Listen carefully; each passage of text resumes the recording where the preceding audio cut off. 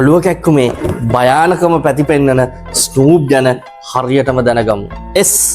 Systemic sign and symptoms.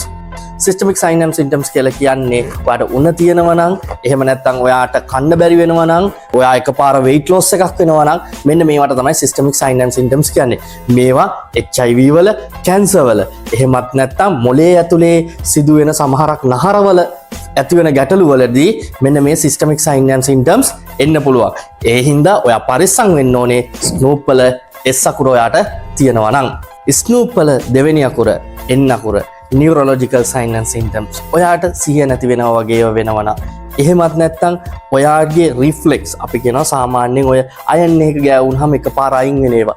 ඔන්න ඕවා වෙන්නේ නැත්තම් ඒ වගේම ඔයා confuse වෙලා ඉන්නවා නම් ගොඩක් හරිද? මෙන්න මේවා තමයි neurological sign and symptoms.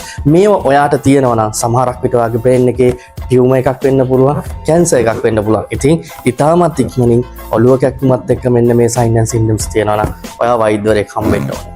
ස්නූප් තුන්වෙනි අකුර O අකුරක් ඔන්සෙට් එක. එහෙම නැත්නම් ඔයාට මේ ෂණික ඇති වුණා නම් ඔළුව කැක්කුමක් තද වේදනාවක් ඔයා ටක් ගාලා යන්න ඕනේ වෛද්‍යවරයෙක් හම්බෙන්න. ඇයි? ඔයාගේ සමහර විට brain එකේ vessel එකක් damage වෙලා bleed වෙනවා වෙන්න පුළුවන්. ස්නූප් එකේ හතරවෙනි අකුරත් O අකුරක්. ස්නූප් එකේ හතරවෙනි අකුරෙන් කියන්නේ old. ඔයාගේ වයස අවුරුදු 50ට වඩා වැඩි නම් ඔයාට සමහරක් විට ග්ලූකෝමා එන්න පුළුවන්.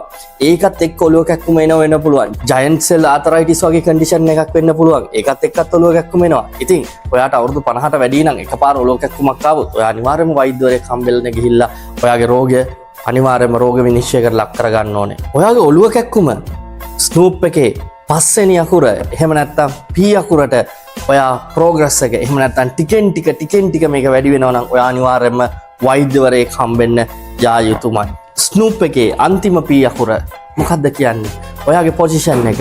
ගොඩක් අයට එකපාර ඇඳෙන්න නැකිට ගමන් කැරකිලා ඔළුව කැක්කුම එන්න පුළුවන්. සමහරක් අයට මෙහෙම නැවුනාම ඔළුව කැක්කුම එන්න පුළුවන්.